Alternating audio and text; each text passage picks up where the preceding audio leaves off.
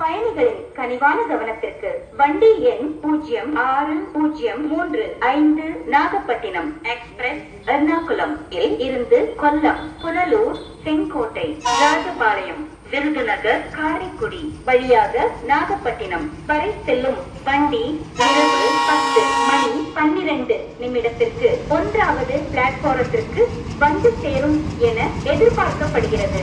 यात्रीगण कृपया ध्यान दें, गाड़ी नंबर 0603 नागपट्टिनम एक्सप्रेस एर्नाकुलम से कोल्लम, पुनलूर, सेंकोटे, राजपालयम, विरुधुनगर, कारेकुड़ी मार्ग से नागपट्टिनम तक जाने वाली गाड़ी रात 10:12 प्लेटफॉर्म 1 पर आने की संभावना है.